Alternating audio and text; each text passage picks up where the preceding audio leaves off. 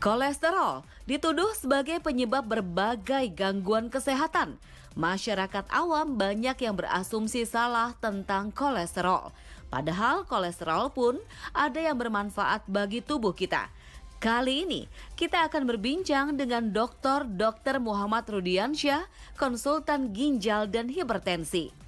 Jadi kolesterol itu adalah suatu bahan yang ada di dalam tubuh kita sebenarnya dibentuk. Rata-rata kurang lebih sekitar 80% kadar kolesterol di dalam tubuh kita itu dibentuk oleh tubuh, bukan dari luar. Sehingga kalau orang berpikir karena banyak makanan-makanan yang mengandung kolesterol tinggi, itu bukan hanya karena makanan di luar, tapi tubuh juga membentuk kolesterol yang tinggi. Sehingga ditambah dengan makanan yang lebih banyak kolesterolnya tadi, maka kadar kolesterolnya menjadi berlipat di dalam tubuh kita. Ya. Nah, sebenarnya berapa sih batas kolesterol tinggi itu sendiri?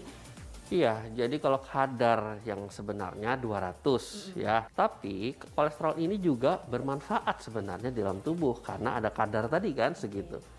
Dia bisa untuk membentuk enzim-enzim, daya tahan tubuh, hormon-hormon dan sebagainya. Kolesterol ini ternyata ada juga kolesterol baik ataupun kolesterol jahat nih pemirsa. Mungkin pemirsa ingin tahu, kapan sih kolesterol itu bisa dikatakan baik dan kapan kolesterol itu diwaspadai bahwa sudah menjadi sesuatu yang berbahaya untuk tubuh kita? Iya, betul. Jadi kolesterol yang memang selalu di atas kadar normal, di atas 200 lebih ya, dan artinya sudah dengan cara makan yang mengurangi kadar kolesterol dengan diet yang ketat tetap di atas 200, maka harus segera dijaga supaya tidak berlama-lama untuk kadar tinggi tadi. Jadi masyarakat ada yang tahu bahwa kolesterol itu ada beberapa jenis. Mungkin bisa dijelaskan dengan detail dok, apa aja jenis-jenis kolesterol dan perbedaannya itu apa? Iya, jadi masyarakat mungkin sudah banyak tahu juga ya bahwa ada yang disebut dengan kolesterol total, jadi secara keseluruhan kolesterol. Kemudian ada yang disebut dengan HDL, jadi kemudian disebut dengan LDL, ada VLDL dan triglycerid. Masing-masing punya peran masing-masing. Nah, disinilah yang kadang-kadang ada istilah, ada kolesterol baik, ada kolesterol jahat ya. Yang disebut yang sering orang mengatakan yang baik itu yang HDL, high density. Kemudian yang disebut jahat tadi yang very low dan yang low density. Jadi di sini mudah sekali dia terjadi pengikatan dan endapan-endapan. Ini yang berbahayanya kenapa kolesterol tersebut harus dijaga. Karena begitu mengendap, berarti nempel di pembuluh-pembuluh darah, maka pembuluh darahnya terjadi pengerasan atau aterosklerosis. Apa saja sih dok efeknya jika kita tidak menyadari bahwa ada kolesterol di tubuh kita atau kita biarkan gitu kolesterolnya? Apa aja efeknya kira-kira? Iya, jadi kalau kolesterol yang jahat tadi yang tinggi, maka dia mudah sekali mengendap atau ditangkap oleh makrofag di tubuh kita itu untuk sebenarnya ditangkap itu dikira kelebihan kan, mau dihancurkan lah sebenarnya, tapi malah terjadi penggumpalan, jadi kayak busa gitu lah, foam cell. Dan itu nempel di dinding pembuluh darah. Semakin banyak dia nempel di pembuluh darah, maka pembuluh darahnya akan menebal dan mengeras. Dan ini menjadi faktor resiko terjadinya darah tinggi salah satu. Kenapa? Karena pembuluh darah nggak bisa elastis. Jadi berkurang elastisitas pembuluh darah. Ini yang menyebabkan tekanan itu menjadi mudah tinggi. Nah, kemudian di salah satu dari melar tadi, itu jadi menyempit lubang pembuluh darah tadi sehingga gampang sekali bahan-bahan yang kecil-kecil ya dari termasuk kolesterolnya juga itu mungkin pecah dari dinding pembuluh darah akan menumpuk dan nempel dan nyumbat di ujung-ujung pembuluh darah. Itu yang mungkin bisa serangan jantung kalau di pembuluh darah jantung, di otak serangan stroke, atau di pembuluh-pembuluh darah yang sekitarnya jadi hitam dan sebagainya karena aliran darah tidak bisa lewat situ. Tapi ada nggak sih cara-caranya kita mengetahui bahwa di dalam pembuluh darah kita, di dalam darah kita itu mengandung kolesterol yang tinggi? Iya betul, ya sulitnya di sini karena memang untuk mengetahui kolesterol tinggi kita harus memeriksakan darah dulu di laboratorium. Itu masalahnya.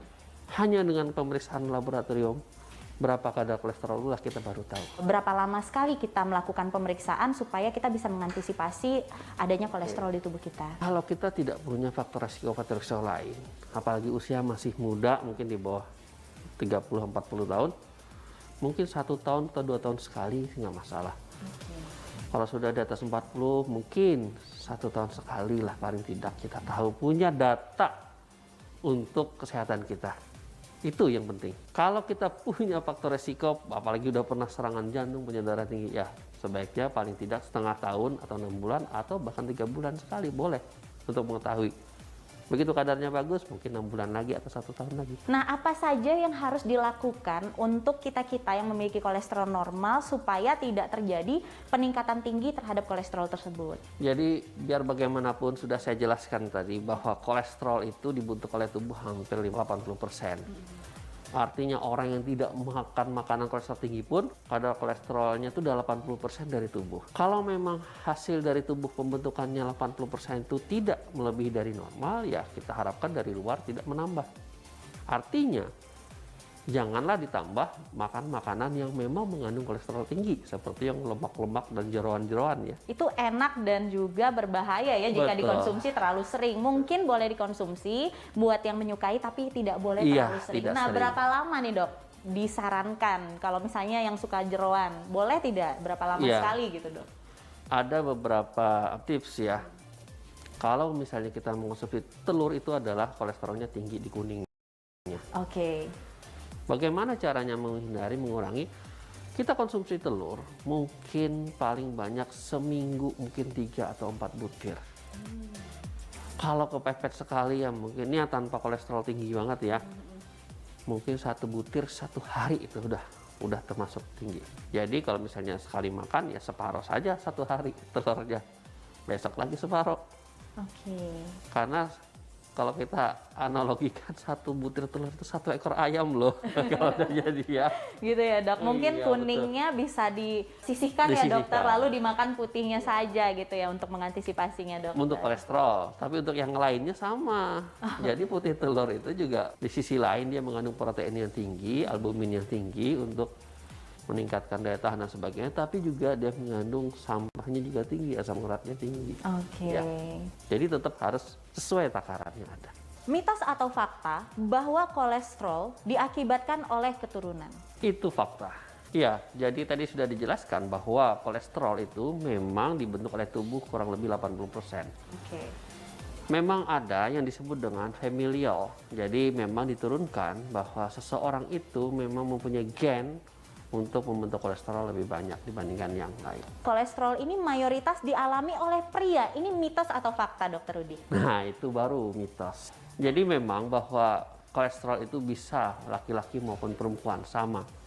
Justru tadi yang lebih berperan tadi keturunan tadi, di situ yang lebih berperan. Mungkin pria-pria lebih suka makan jeroan atau perempuan juga suka Nah. makan jeroan? Yang kedua adalah makanan yang dimakan itu juga berpengaruh sekali untuk meningkatkan kadar kolesterol.